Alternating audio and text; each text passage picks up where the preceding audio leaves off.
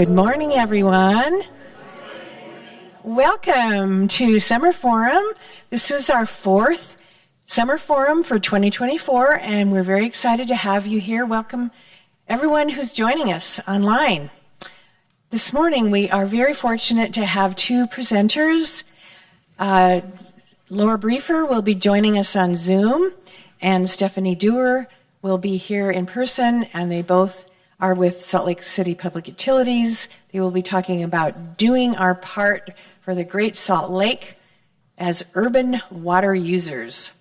So before we begin and do the introductions, we want to begin our service with a brief meditation and chalice lighting from our lay minister this morning, Carole Straughn.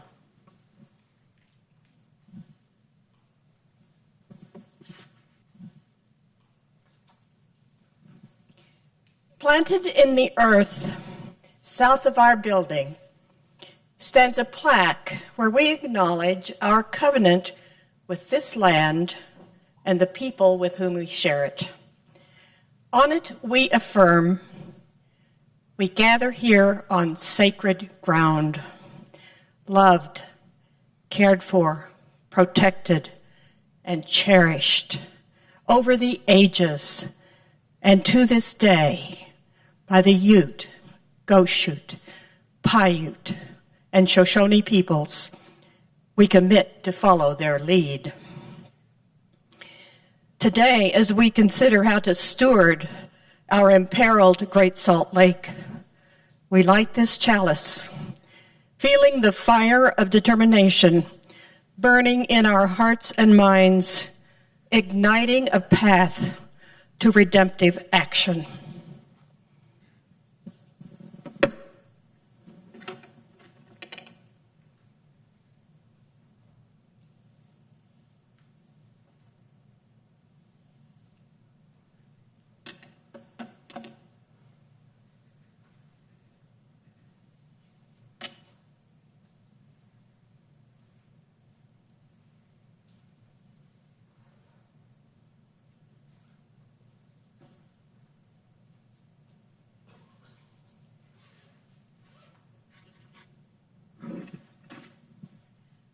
So before we begin with our presentations, I want to explain the format that we usually follow, and one that we're going to follow today is we have presentations by our speakers, and then we take a break and have Pass the Plate, and then we have Q&A, during which time we pass the microphone to someone who wants to ask a question. You must raise your hand and have the mic brought to you, because we have people online who cannot hear the question or the response unless someone's speaking in a mic. So the change for this morning is, because we have two speakers, Laura Briefer is going to be presenting to us from California on Zoom, and she has a very important engagement to attend to very soon after she presents, and so we're going to do her Q&A after her presentation, and then we will hear from Laura, and then have a break, have our collection, and then have Q&A for Laura. So that allows, for Stephanie. Laura's the first presenter, and Stephanie's the second presenter. So Stephanie will come after the... Although she's worth hearing twice. She's worth hearing twice, yes. So, okay, let's get started. I want to tell you a little bit about Laura. Laura was appointed to her position as director of the Salt Lake City Public Utilities in 2016. Mayor Jackie Biskupski appointed her, and she's served in this position ever since. I have known Laura a little bit longer than that. When we were both, I was working at the university. I was a faculty in public administration. Laura was a student, a master's student, and she was a participant in a National Policy Solutions Challenge. And she and her teammates, two other students from the university, went on to regional and national, and they won the national championship for Policy Solutions Challenge. So I've always considered her to be a star, a rising star, and she is. So we'll hear from Laura now, and then after that we'll have some Q&A. So welcome, Laura. Good morning. Good morning. Thank you so much for having me here today. I think I saw my sister-in-law in the audience recently, Jessica. So I'm glad to be here. I just wanted to say how much I loved the meditation this morning. That is a wonderful reflection. I am at my childhood home in California right now, at my mom's house, and we are celebrating the life of her partner who passed away this December from cancer. And so I otherwise would be there with you, but wanted to do both. So thank you so much for having me online today. And so I did see folks in the audience in person, and there's quite a few people online as well. So that's great. I thought I would just kind of give an overview of Salt Lake City and our water system. And in the context of Great Salt Lake, I have kind of three different areas to talk about today. One is just an overview of Salt Lake City's water system, where our water comes from and where it ends up once we use it. A second topical area is water policy. Who makes water policy and why is water policy needed? And the third area are really talking about a lot of the changes that have occurred in the last few years in water policy, many of them affecting Great Salt Lake. So hopefully that's helpful for you. And then Stephanie Duer, our water conservation manager, she will be talking about the things that you can do in terms of conservation to really participate as well. And of course, I will definitely be open to any questions or comments that you have as well. I really love coming in and talking with community members. I spend a lot of time at our community council meetings, at our city council meetings, and I'm really happy to be here too. And the reason I love it so much is because it's really important for me to hear your feedback and your thoughts around this really important area of natural resource management. Water is the foundation of our community, and we both greatly affect it and are greatly affected by it. So it's very important in my opinion.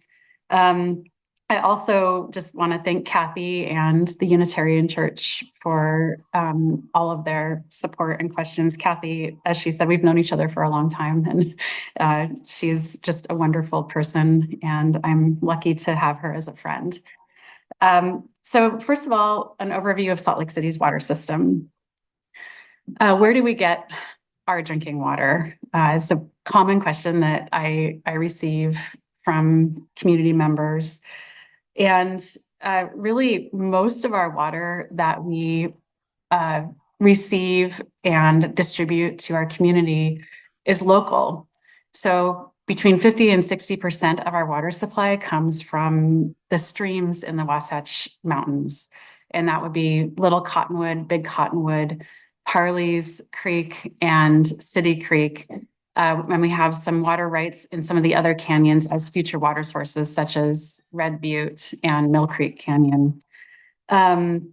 We receive another, just on an annual basis, another 30 to 35% of our water supply comes from surface water in the Provo River project, which is the Provo River system. And that's water that's stored in Deer Creek Reservoir. And then we have another, usually on an annual basis, between 10 and 15%, depending on our climate during the year, comes from groundwater resources. We have about 20 plus groundwater wells on our system. And then we, on an annual basis, we get approximately 5 to 10% of our water supply from the Central Utah Project, and that's our link to the Colorado River. We get that water from the Duchesne river through a tunnel that goes through the Uinta Mountains and into the conveyance infrastructure. So one of the things we're really lucky about in Salt Lake City is that we have a diversity of water resources. So if we have an issue with one of our water resources, let's say we have an infrastructure issue and we can't treat water from one of our canyons, well, we have other water sources that we can rely upon to meet demand. I think one thing that's really interesting around our water system, and this is a question I get a lot, is how do we account for growth on our water system? So we spend a lot of time in the planning phase. We're actually planners, and we undergo water supply and demand planning on a regular basis every 2 to 3 years, and we plan out for the next 40 to 50 to 60 years. And that's because our demographics and our population changes, and what we try to do is have a crystal ball about what those changes are going to be. But we definitely need to keep planning because we do have a lot of changes. Since the year 2000, we have grown around 15% in population across our system.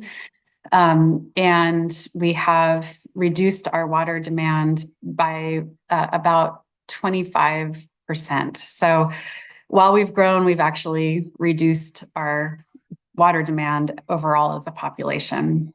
I should also mention that as part of the overview of our water system, we not only serve water to Salt Lake City and within Salt Lake City's corporate boundaries, but we serve water as well to communities outside of our city. That includes Mill Creek, Holiday, Cottonwood Heights, and various other parts of Salt Lake County.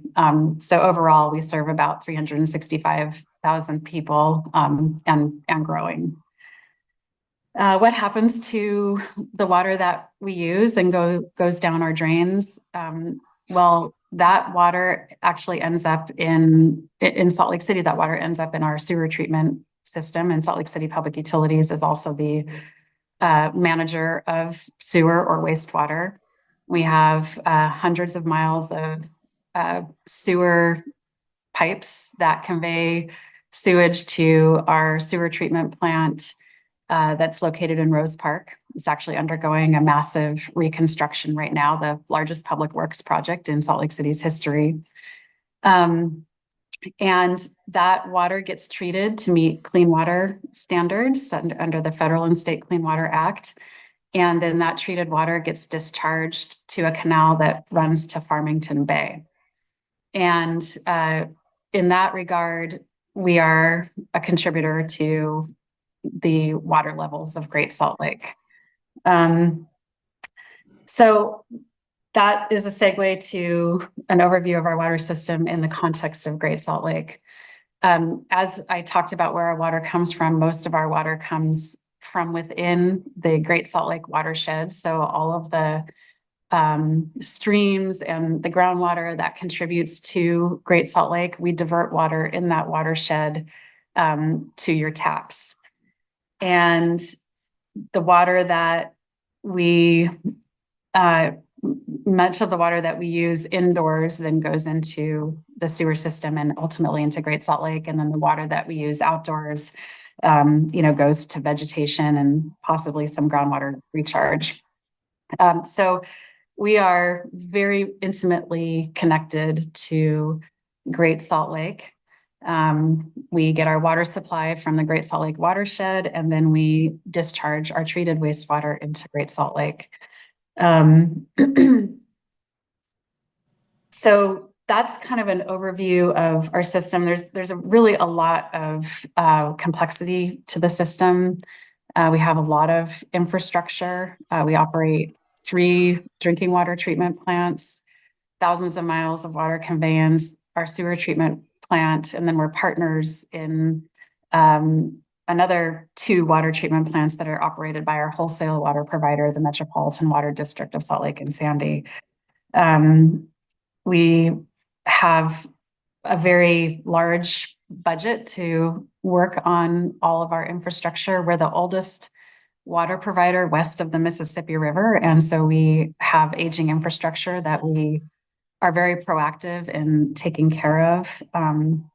That's why you've seen your water rates increase over time, because we need to raise the revenue to take care of large projects like water treatment plant replacements and conveyance.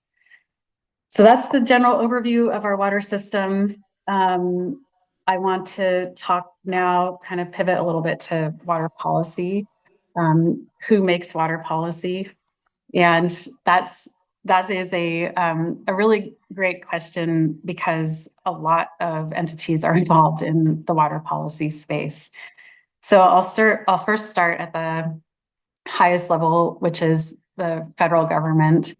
And our federal government is responsible and has links on water policy related primarily to water quality. And so we have federal statutes and regulations and rules related to the Safe Drinking Water Act, which is the regulation that ensures that we keep our water clean and safe and protect the public health. And then we have the Clean Water Act, which also is protective of public health and really regulates what happens, particularly when things are discharged to streams and lakes. We also have the Bureau of Reclamation, which is typically the federal project sponsor of federal projects. So when I talked about some of our water supply coming from the Central Utah Project and the Provo River Project, the Bureau of Reclamation is involved in helping to manage that water. And then there are a number of other regulations that kind of sit along the sidelines and maybe they don't directly affect, or they don't directly deal with water policy, but sometimes those regulations impact water policy. And I'm thinking of things like the Endangered Species Act and the National Environmental Policy Act. All of those federal policies, we as a local entity deal with on a day-to-day basis. Then we go to the state regulations. The state of Utah actually has what's considered primacy for implementing federal water policy. So they have primacy under their Utah Department of Environmental Quality for implementing the Safe Drinking Water Act and the Clean Water Act. And they are our direct regulators. We're actually regulated by both EPA and the state of Utah under those water quality statutes and regulations. The state also has a lot of water policy under their Title 73 of state code. And that deals with things like water rights, overall water management, water conservation. All of those are embedded in that area of state statute. And that's a space that we as a city work in a lot too, in large part because we hold a lot of water rights directly, especially in our canyon streams and our groundwater.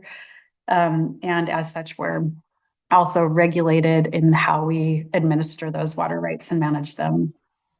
And then we have municipal regulations. So all of these federal and state regulations that we comply with, we also have to pass along that compliance to the public under our municipal regulations.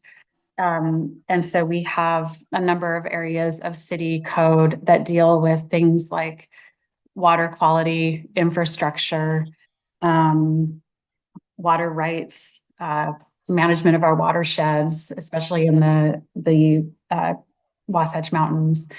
And so we are, I would say, a very policy-rich area of the city. Much of the policy is very, very technical and subject to change. And I'll talk about that in a little bit too. I want to also say that one of the areas of state and local policy that has a very direct link to water management is land use policy. So things like municipal zoning for different types of land use has an impact on water policy. And that's something that we look at in our long-term water supply and demand. Or, are there areas of the city that are zoned industrial, for instance, or residential? All of those different types of land uses have a different footprint in terms of water demand. And we're seeing that, we're seeing a lot of change in our city right now in terms of land use. So we're seeing, the development of the industrial area of the inland port, for instance. We're seeing a lot of densification, especially in certain areas of our city, like downtown and Sugar House. So land use and zoning policy also has a large impact on how we manage water. A few changes in policy that have affected Great Salt Lake over the last few years. It's been quite an active time actually for water policy. When I first started working for Salt Lake City about 16 years ago, when I started with Salt Lake City Public Utilities as a special projects manager working on intergovernmental affairs and other projects. It was unusual for us to have a legislative session with very many water policy changes. Sometimes here or there'd be some cleanup of unclear language in statute. But over the last 5 years or so, we've seen a really large uptick in proposed legislation at the state level. And I think that's a good thing. I think it's a really important issue that was for so long out of sight and out of mind with policymakers, and now is right in the mix of a lot of other important social policies. So for Salt Lake City, whenever we get ready for the next legislative session, now we have these priority areas. We're going to look at homeless policy, we're going to look at housing, we're going to look at land use, and we're going to look at water. And, that's a change since I've been working in this field.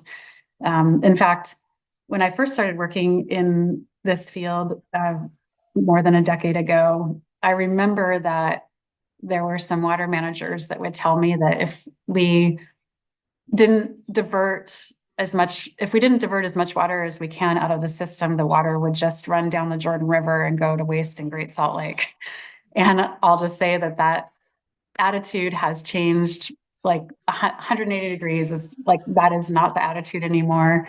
I'll say that is a very large change, not just in policy, but just in our cultural, just kind of socially and in our culture. So some of the major things that have occurred over the last few years with respect to Great Salt Lake, we've had quite a few changes in sort of how we look at water conservation and incentives, metering, a lot of requirements for secondary metering. We don't have that on our Salt Lake City system, but there are others within the Great Salt Lake Basin that do have secondary water systems that historically were not metered. There's funding, a lot of budgetary items related to water. So for instance, $70 million of state funding went to agricultural optimization, which also diverts a lot of water in the Great Salt Lake system. We had a moratorium on any new water appropriations in the Great Salt Lake Basin, which means that the state engineer is not allowing new appropriations of water rights within the Great Salt Lake Basin. We've had a number of pieces of legislation related to better integration of water and land use. So kind of a de-siloing of the land use and water management policy areas. We've had the development of the Office of the Great Salt Lake Commissioner. And I think that's a really important policy change and operational change for the state and for all of us locally. And in large part because the Great Salt Lake Basin is a very large area. So all of the water that drains into Great Salt Lake, that area encompasses, I think, 3 states, several counties. There are many, many jurisdictions involved. There are a lot of interests in Great Salt Lake, nonprofit, non-governmental organization interests. And we have a lot of challenges that we're facing, from drought to climate change to growth. And so there's a need to coordinate all of these different interests and entities, and recognition of these different challenges, and having that one office to serve as that coordinator is actually a really good thing. We also have a lot of short-term, medium, and then long-term policy goals. There's a really good report out there that the Office of Great Salt Lake Commissioner has released that talks in more detail about that, but short-term goals for 1 year, medium-term goals for the next 5 years, and long-term goals for the next 50 years. There are a number of ongoing technical studies and policy studies, interim studies. One that I've been very much involved with is the Great Salt Lake Basin Integrated Plan, which is a very engaged group of stakeholders, from agricultural to municipal to nonprofit interests. So I'm going to leave it there because I could just talk forever, and it looks like we're getting a little bit short on time. So, and I want to make sure there's time for questions. Thank you so much, Laura. So we have time for a few questions. Let's see, we'll get the mic. So looks like Steve had his hand up. Here, I'll let you. Jim will take the mic on that side. I'll take the mic on this side. Thank you very much, Laura. One of the policy proposals that was made a couple of years ago was to eliminate the property tax component of that supports water, make it so that all the revenue has to be based on water usage. I always thought that was a great idea, because there's nothing like seeing a higher bill to make you stop wasting water. It means that if you want to take on a project, you'll get a much greater return. I know you were opposed to that, and at least what came out in the newspaper was you had concerns about revenue stability. And I wonder, though, I know there are water districts that have done this, and they seem to do just fine. Steve, what's your question? What's your question? I'm about to come to it. Yeah. Okay. Other water districts do this just fine. I'm wondering if you've pursued this further, either talking to those districts or considering something where maybe the property tax component is reduced by 1/3 and you increase rates to make up for it, or work with the state to say, hey, we have a project coming up. If we have an anticipated interest rate to raise the revenue for it from a bond, would the state cover any excess costs? Yeah, that's a really great and timely question, Steve. So first of all, just to clarify, Salt Lake City Public Utilities doesn't get revenue from property taxes. All of our revenue is based on rates, and our water rates are what we use to pledge revenue bonds for our larger projects. And it is true that as we've conserved more, our revenue based on rates has become much more inconsistent. Over the last 3 years, we lost about $30 million in budgeted revenue because we asked people to conserve, and they did a really good job of it. And so we're in the middle of actually looking at we're doing a rate structure evaluation in order to balance the need for revenue stability to repair and replace aging water infrastructure, knowing that we're kind of in a new normal of water conservation that reduces revenue from rates. So there's that one component of it. But water districts, the metro districts and the water conservancy districts do have property taxes that are levied for to cover a portion of their costs, not all of their costs, but a portion. The concern that I have around a wholesale, you know, getting rid of the property tax is that those costs don't go away, and they will be passed down to municipal entities like mine, where we will have to continue to raise rates. And it's not, I have some concern about equity in, like, many of our water projects are intergenerational. And so there's a fairness issue in terms of, you know, does the current generation pay for future generations? When we levy a property tax, we spread that more for intergenerational projects. There's also a lot of operational need that, you know, like endangered species protection and things like that are sometimes hard to develop the cost of service for one particular entity. So I feel like there's an opportunity for a mix of revenue sources for water. I think there's a place for property taxes. It may look different than what we have now. And I'm currently part of a statewide working group that is studying that very issue, because it is a big policy issue. And what we want to do is, if we're going to make changes, that we don't have unintended consequences that we're unprepared for. I have a lot of concern about affordability, and we've conducted water affordability analyses for our service area, where we overlaid historically disadvantaged communities, environmental justice communities, and what our water rates, the cost of water is going to be over time, given the large capital need we have for aging infrastructure. And without deferring some needed projects over the next 10 to 15 years, we're going to exceed a threshold of affordability for the lowest quintile income earners of in our system. And so I think it's a really good time for us to be evaluating how we pay for water, how we prioritize water, and the impact of the community. Okay. Thank you, Laura. There's another question. Question here. Good morning.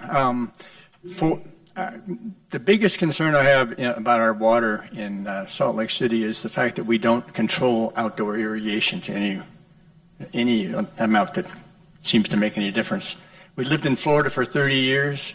It had 45 inches of rain a year, and you were allowed to water 2 days a week, only after the sun went down or before it came up, and it was policed strictly.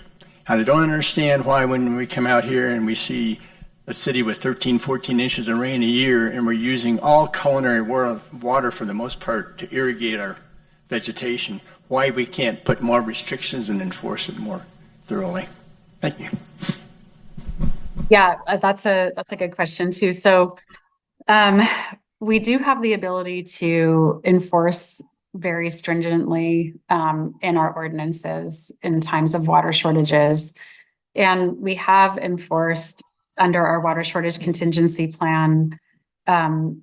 Primarily, we've enforced commercial or government entities. But one of the things that we've realized is our community has actually done a really good job of conservation with voluntary efforts. It's not to say that should we be in more dire circumstances that we couldn't or wouldn't do that kind of enforcement. But we've had a really great response from our community, over the last few years, reducing water use by 30%, 3 billion gallons a year. Our community has really stepped up to the plate. We are taking more of an incentive approach, I think, at this point, where we're participating on incentive programs for outdoor landscaping. But there is definitely the opportunity for more strict enforcement should we need that. Okay, question here. Okay, this is going to be the last question for Laura. The Salt Lake City's annual water quality report does not have any accounting, any quantity for PFAS. They mention it in a footnote. So I'm wondering, where do we stand now that that is now a regulated contaminant? Yeah. PFAS, for folks that might not know, that's the class of what's considered forever chemicals. And they're quite persistent throughout the environment, and they're dispersed through the environment because we've used these chemicals in the manufacture and use of so many different products, from Gore-Tex outerwear to frying pans to Teflon tape. It's just been a pervasive chemical that we've used, and in a lot of products. And so over the last several years, we've had nationally some instances where PFAS have contaminated groundwater and surface water, and there are public health impacts to that contamination. We have tested. So the other thing I'll say is there's about 5,000 of these compounds within this PFA class. We have tested our surface water and groundwater sources for many PFA compounds. And in particular, there was a group of 6 of these compounds that EPA has started regulating down to the parts per trillion level, very small quantities. And the good news is we didn't find PFAS in any of our surface water sources. And I think that's a testament to the 100+ years of protection of our mountain watersheds from pollution. We did find PFAS in 2 of our drinking water wells, and both kind of surprising. One well is at the mouth of City Creek Canyon, and for the life of us, we can't figure out what the source of these PFAS would be, because hydrologically, everything upstream is pretty much undeveloped, and it's at very, very small concentrations. That well we have taken out of service, and we're working on a treatment system to install on that well so that we have no detections of PFAS. And then the other well we found PFAS in has been offline for a long time, because it's also in the area of a Superfund site near the VA hospital where groundwater was contaminated with a different compound. So we've had that one. We haven't been putting that into our system. Working on a treatment plan with EPA on that one as well. Thank you, Laura.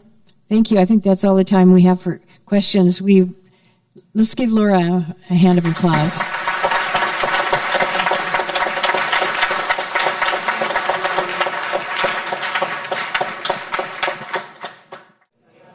Let's get back together, and we'd love to invite Stephanie up to the podium.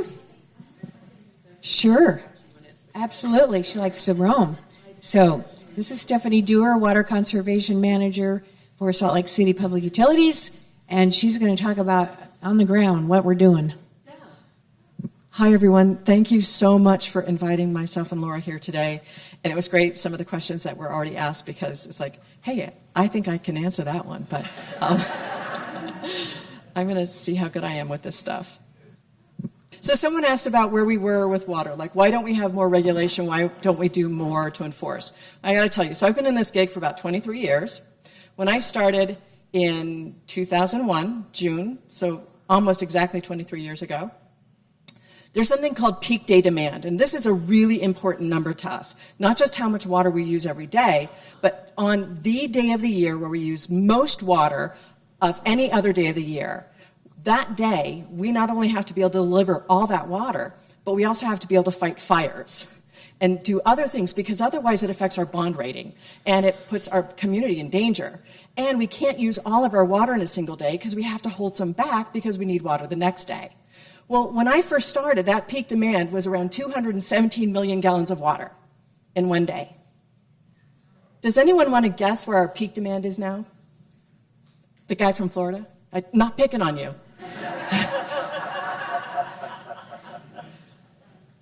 Anyone want to throw out a number?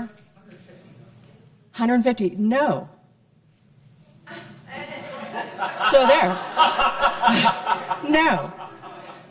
This last year it was closer to 145 in one day. Now, mind you, that's an incredible decrease. And not only does that mean our community has made big changes in how we use water during the summer months when we're mostly using water out of doors, but the other thing that buys us is, I know some of you probably think, well, great, I save water. Laura said we save water, so then we don't bring in enough revenue and we have to raise rates. And you're thinking, well, for crying out loud, I'm saving water and you're going to raise my rates. And it's like, yeah.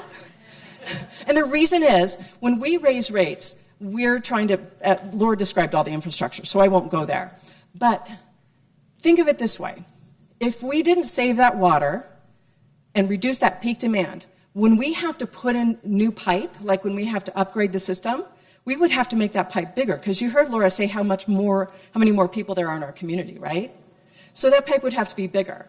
As an example, there was one water line we had to redo, and as part of that engineering process, they estimated that that line would have to be increased in size. By the time we actually did that line, we didn't have to increase that line at all. That saved $20 million. Now, if we hadn't saved that, imagine what your water bill would be doing right now. So we save pennies. It may cost us pennies in terms of what our rates do, but it's saving us dollars, and lots of dollars. And the other part of that is that buys us capacity in our system, so what we've built lasts longer. So that kind of number is really important. So yeah, we worry about how people, my job is to know how each one of you uses water, and I do. Yeah, but more importantly, it's also not just how we use water, but our relationship to that water. And I want to share some stuff with you. And I'm mindful of time, so I shared some of this information with our Public Utility Advisory Committee, which is a really important group of individuals who are citizen volunteers who help us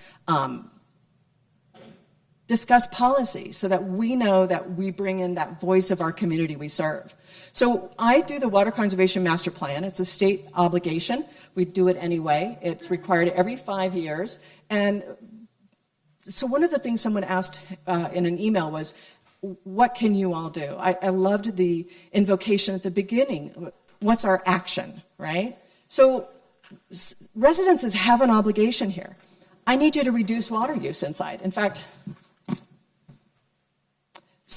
now this is from 2020, and these numbers have changed. We've used less water now than we did in 2020 as a group. Now, if we look at the gallons per household per day, in 2020 it was 445. Now you divide that by 4 people, so that's not egregious, right? Indoors, that amounted to about 147 gallons of water for a household, not a person, and about 297 outdoors per household a day. To meet our water conservation goals that we set in 2020, we'd need to reduce that water use indoors by about 14% and outdoors by about 15%. We basically did that in 2023. So when we talk about, like right now, we had a decent snowpack year. When we look at where we need to be for water use, though, it was where we were last year. So regardless of the snow levels we have moving forward, we need to get in the habit of being very mindful, because on any given year, we will never have enough water to waste. So, but I also want you to know is you're not the only ones we count on to use water wisely. I do this tracking and this analysis for businesses, for commercial properties, for industrial properties, for institutional properties. Last year, the city did a huge study on city water use. The city is a customer, and we learned a lot. And it was a great way for me to make friends and enemies. No. But we learned a lot, and the city and I are working hard to find ways to implement some of those findings we found. I also were doing a lot of analysis on commercial customers. For instance, I'm trying to now disaggregate how tattoo parlors use water differently from beauty salons, differently from a restaurant, from a gas station, because all those businesses use water in different ways, and they can't just say, reduce your water use 10%. If that was a nursery, it might go out of business, right? But maybe another business could do that easily, but the nursery needs different kinds of support and help to use water less or more efficiently. So it's really important that we look at all of our customer classes, classifications in different ways, and really intimately so that we can help each and every one of them help us achieve our long-term goals of reducing water in a sustainable way so our water supply becomes more resilient, regardless of what snowpack we have from year to year. So again, this is just, I want you to know, this isn't just about households and how you all use water. It really matters to us how everyone, and this is really tiny and wonky, and if you really want to know this stuff, you visit our website and you can read the Conservation Master Plan, and it's really great late night reading. I'm pretty certain I'm the only person who ever read it all the way through. Well, Laura, probably. So we also look at water use daily, and that, I have to admit, sometimes that gives me palpitations. So right now, if you look at the blue line, the light blue, that was where we were in the year 2000. So that peak here, see, it's off the chart. That's because we've used so much less water now on a regular basis. The red line is a 3-year rolling average. So that right now is 2021, 22, and 23. The blue block is where we are every single day. Now this year, it was really hot and dry briefly, and I was sort of having palpitations over this number. But Laura, in her wisdom, reminded me of our growth level, and we have grown an awful lot in the last few years. We've seen huge levels of densification, which is also driving up our base water use, that indoor water use. And a lot of those customers don't have meters because they're in apartment buildings or condos. So there's a big national dialogue with folks like me who are, I would say, water conservation managers. I think of us as water wonks, to figure out how to reach those customers. So yeah, I know what you're doing. But we're doing a good job. So with your help, I mean, I ask people when I go and I say, how much water does this conservation plan save? Anyone want to guess? How much does the plan save? It's a trick question. The plan doesn't use water. We do.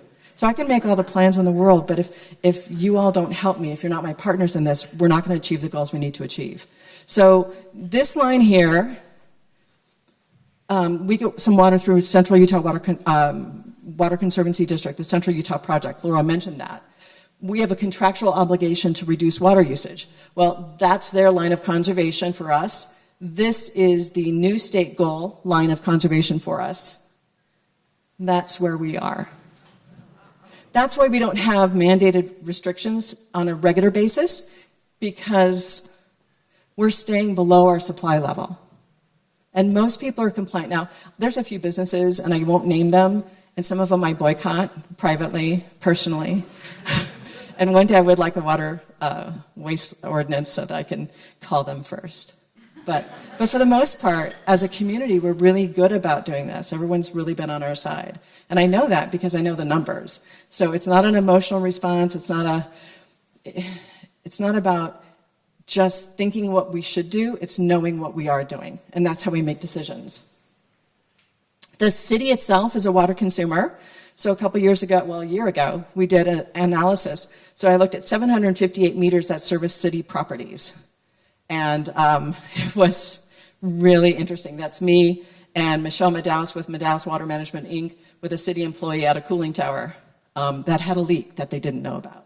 But some of the programs we have, and some of this pertains to you as citizens, homeowners potentially, we have the Water Check program. Well, you can participate in the Water Check program. You can get a free water audit from USU. They'll come out and look at your irrigation system. The church could do it. And you guys could get a sprinkler audit and find out what you could do to make your system more efficient. The city's doing that on sites. We have a goal of trying to do 20 sites every year. That may not sound like enough or very many, but we have sites some of our sites are 100 acres large. So it takes a while to get some of those audits done. We have water maps, and I'm going to share that with you in just a minute. How many of you know about water maps? Oh, a few. That's great. So we also looked at water maps for the city properties as well. and I'll share with you what you can learn about your own property and water maps. We have a turf trade program. Lawn isn't the villain here. Lawn doesn't turn on sprinklers. It's us. We're the problem. It's our behavior. It's the lawn we choose, it's the size of the lawn, and it's how we choose to water it. If we chose a better lawn, we could go a long way towards solving some of our problems. And Salt Lake City now offers a low water, reasonably priced grass seed that it was identified for us in partnership with Utah State University.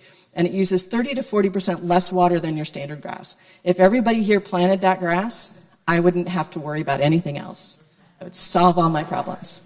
We also do a turf study with the golf courses. We're trying to find better grasses for them, not only in their out-of-bounds areas, but in the roughs and fairways, and that's really exciting. And the challenge with the fairways is finding the best way to plant the grass. We know which grasses we need to use, but if players can't play, they won't go, golf courses will lose revenue, and they won't have the money to do these projects, right? So we have to help them find better ways to plant smarter grasses. And they've been a great partner for us, and they are also working hard to use less water. We have our city assessment we just completed and are working on how to implement all of that. We have water map, or AWA's M36, which is an analysis of how the infrastructure of our system, how efficient that is, so that the utility can be a good water steward as well. We have our water shortage contingency plan, which is just finalizing an update, and we have the water conservation master plan, which will be completed. The next update is due December 31st of 2025. So in the interest of time, this is on site or on our website, and I'll share that with you at the end. If you wanted to see how the city did it as a water customer, it was interesting. There are some areas we can improve. You know, everyone can, but we're working on it. I think the important thing is that we did the study, we published the data. Some of it wasn't pretty, but if you don't know what to fix, you can't fix it, right? I'm not going to. The short story is we looked at 757 meters. We did a whole bunch of different tests. We identified, just on the sites we had evaluated, which was about 26, 5 million gallons of water we could save on just those sites, and over 350,000 square feet of lawn or landscape that could be modified, improved, or have irrigation system fixes. And I'm working on grants for that right now. These are best management practices we identified for the city. Now, I'm not going to read these to you, but you can look at them online. But the thing is, as homeowners, or as consumers, or even as renters or tenants somewhere, business owners, these are things all of us could do. We could all look for leaks, right, and repair them in a timely manner. We could all look at our irrigation system and see if it's running efficiently. We could all look at our cooling, well, most of us don't have cooling towers on our homes, but we might have swamp coolers. Is it operating efficiently? Is the float working right? Is it draining all the time? So there's things that we can do, that we can learn as water users, as individuals, that we learned from the city report.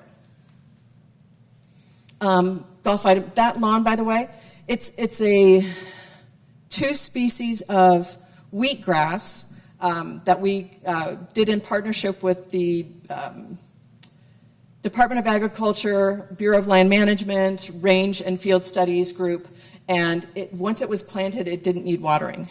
And we have now almost 10 acres of this at our golf courses. And it's in the rough areas. And by the way, you can drive a golf cart over this. And a weird little factoid about this, we had to find a grass. There's lots of grasses that don't need watering. The seed had to be heavy enough that it would drop close to the plant because it couldn't invade the fairways and roughs, right? Because then the golf people would be really annoyed with me. and that has, we're actually out there measuring drift ratio on seed. I love my job. Water checks, this is a great way for you as homeowners or as property owners, this church, your business, to find out how to make your system more efficient. So this is interns from USU come to your property, they turn on the system, they make visual observations, and they also do measurements to tell you how efficient your system is. The best part is when they leave, you have a list of action items. specific things you can do to make your system more efficient right now. And not all of them are big ticket. That's not always about redoing your whole irrigation system. Sometimes it's just making small maintenance things. And it's a great thing to be able to hand off to folks doing the maintenance. It gives you language, vocabulary. And we're doing these also on city properties. And it's free. Capital F-R-E-E, free. Those are some of the things we're doing for... That's a wash station for large vehicles.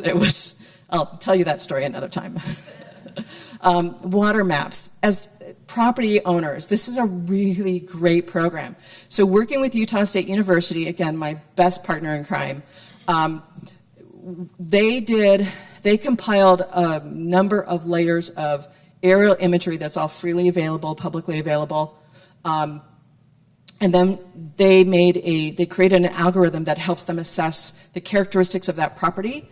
And from that characteristic, they can assign a volume of water necessary for that specific property, that footprint.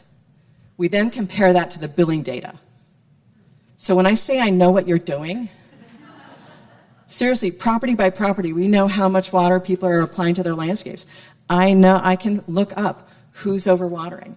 So it's not just the volume of water you use, is it the volume of water that's appropriate for the site? Because water use it's just not a volumetric measure, it's about appropriateness. And the idea here is, again, not to shame, it's not publicly available. You can look at your own water map report, but the idea is to give us as a utility tools to help everyone make better decisions. And it's an amazing tool. And we've applied it to city properties. Yeah, they love me.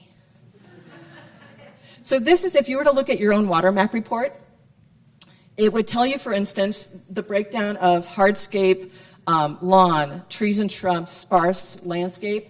It would tell you, the LIR stands for landscape irrigation ratio. So that's relationship between the characteristic of your landscape and how much water it needs and the actual water delivered.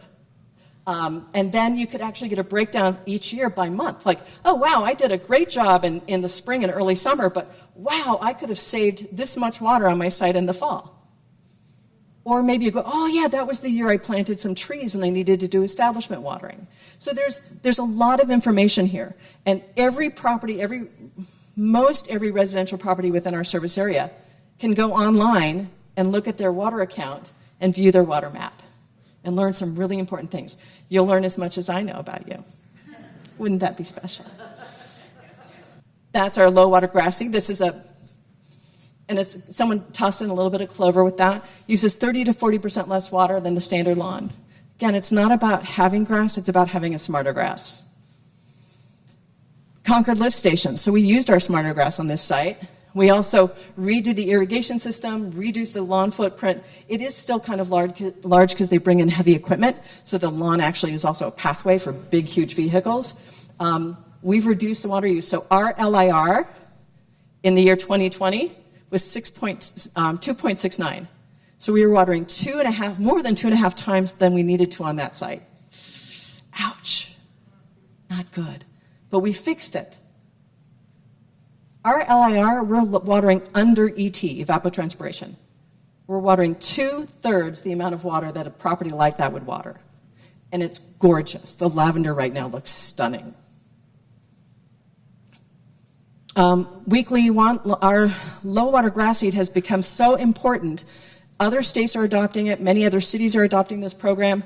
The state is now acknowledging that it's not just about lawns. So they have this weekly water guide. If you have a standard lawn, you may have to water 3 times a week. If you have a low water lawn, you're only watering once a week. You could be saving 2/3 the amount of water on your lawn right now, this week. Buy a rain barrel. I need to sell 120 more. So if anyone needs a rain barrel, this is the time. Call me. Okay? 120 more. That's not asking that much. My contact information, my phone, that's it. I think I'm done. Thank you. Okay, we have a few questions. Let's start here. Questions for Stephanie, and then before I forget, Tristan, if there's any, let's go to Zoom after this question. I'll take one of those rain barrels. I already have one. And there's no limit. But that's one of my questions, since you're the rainwater queen. Is there any information about the quality of the water that comes off of my shingles? Yes. Is it as bad as I'm guessing it is because it's asphalt shingles? Yeah. Maybe I shouldn't put it on my tomatoes? No. Yes. So I am a girl driven by science. I just want you to know. So the stuff I share, typically, if it's my opinion, I'll tell you. But otherwise, it's science. Cornell University, Rodale Institute did a study. And it's not just your asphalt shingles. Roofs are dirty places. There's bird poop and raccoon poop and squirrel poop and poop. And you don't want, they said, don't put it on leafy crops. Don't put it on your herbs. If you use it on your tomatoes, just water it below. Don't water from top. And same with melons and things. Like, it's okay. But if it's a root crop, no. Okay. Does that help? I use my rain barrel water a lot for my spring and fall watering, for establishment watering, or my evergreens.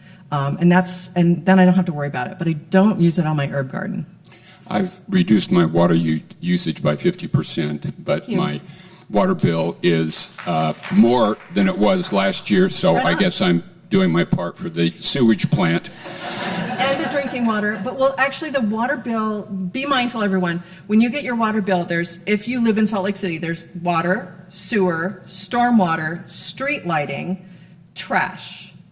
So your water bill doesn't pay for the sewer plant. We have to keep those separate. Your water bill will pay for the rebuilding of City Creek Canyon. And then one last question. I'm clear. not ready to take my lawn out You yet. don't have to. To what extent is my lawn insulating my house in the summer and the winter? This is why I have to. You think my goal as the water conservation manager would be to help the city use less water, and that's actually my second goal. My first one is to do that without screwing anything up, right? Laura mentioned unintended consequences. The whole thing about ripping out your lawn and putting in rock, I was going, what are you thinking? Heat island effect, impacts to soil health, impacts to our urban forest. There is no environmental benefit from putting a bunch of rock on your soil. There's also, we already talked about artificial turf. Let's not go there today, okay? It's a pretty day. Let's not go there.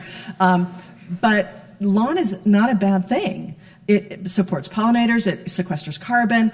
It's the lawn you choose, like choose a better lawn. It's the footprint of the lawn, like have a reasonable size, water it efficiently. So it's a good thing. It's not a bad thing. Just a smarter lawn. Thank you. Tristan, do we have any questions from Zoom? Check back in a minute. Okay. People are probably still typing if they have any questions. Okay. Okay, we have one over here. Yes, thank you. I'm impressed with how well Salt Lake has done. How are other communities, Riverton, North Salt Lake, Sandy, Draper, all of them, how are they all doing? Thank you for asking that, and I love this answer. It's like, that's not my job. No.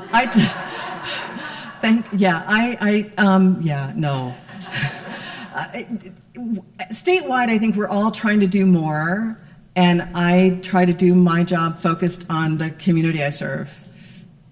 Was that like a really safe political answer?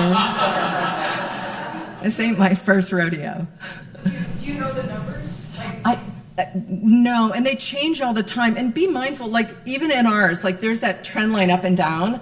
Overall, statewide, we're using less water, and we're using less water out of doors. Whether or not every community is keeping pace, and mind you, Laura described that really complex water supply we have. Every community in this state has a really, even within the Wasatch Front, has a really different water supply portfolio. So also every community has to address their own water supply and behavioral patterns, which is why I focus on, like when someone else talks about my stuff, I get a little miffed. Can I say that in a church? Okay.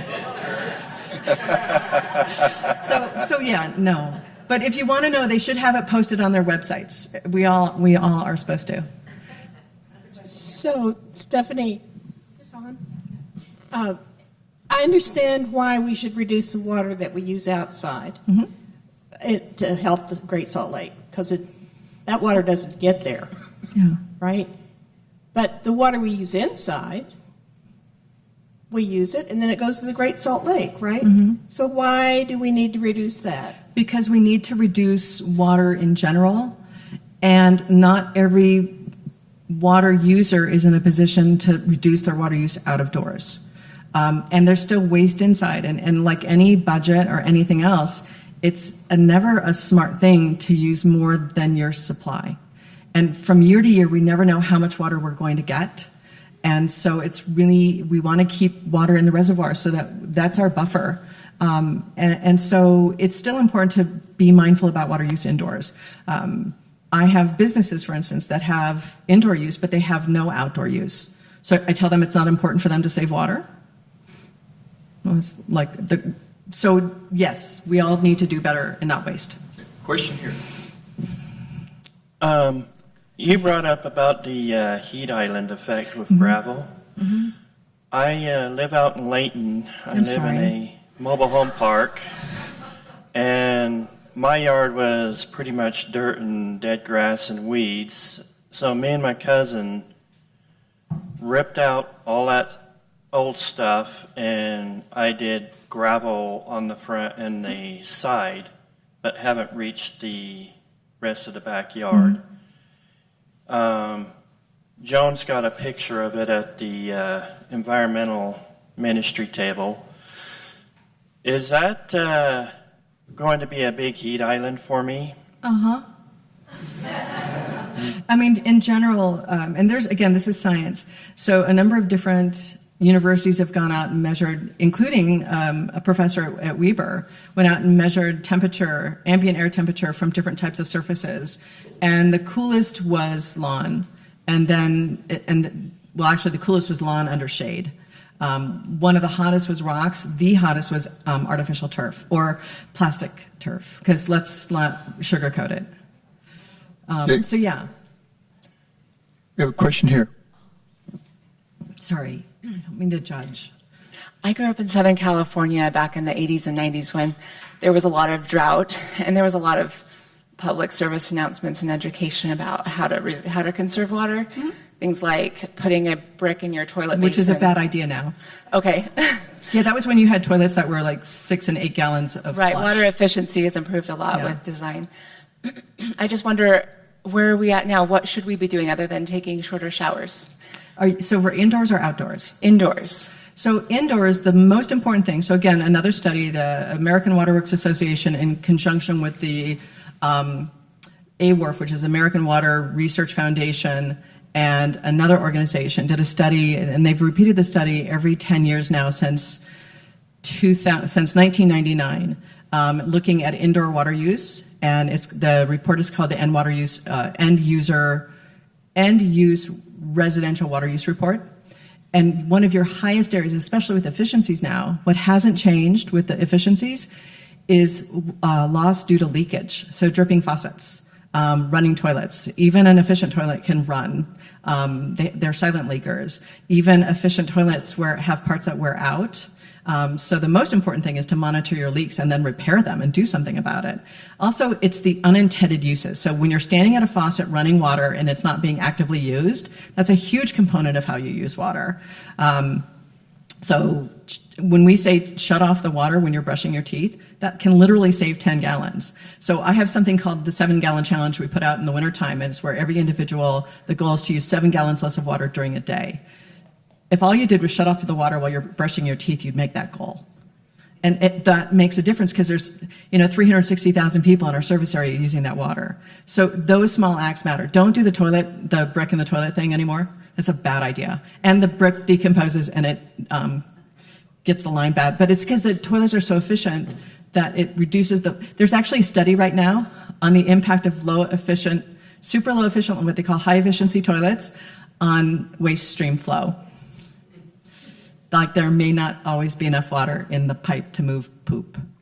Okay. And water wonks like me are studying that, like how low is too low. So those are really important things. So watch your leaks and then watch unintended water use. 2 really simple things you can do.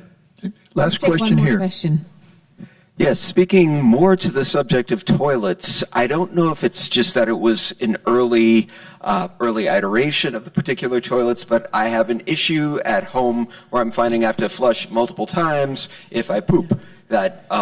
It's mostly not the case. I mean, it's odd to think that technology here has changed so much. For instance, one reason they went to the dual flush toilet was because the early low efficiency, low water toilets were not all of them were very good. Those are actually not recommended anymore because they break down. When they break down, the low flush doesn't work. It's the high flush you have to use. But most toilets now, EPA does testing on a regular basis, and manufacturers have to submit their testing. So most newer EPA WaterSense certified toilets are pretty good. By the way, as a side note, my daughters think I'm like so cool because I have pictures of urinals on my phone. And they did an informal survey at their school and they found out I was the only grandmother who had pictures of urinals on my phone. So then other grandmothers took the challenge, but Edith called them posers. Yeah, so, yeah, I know toilets. With that, that's a great way to end. So, thank you, Stephanie.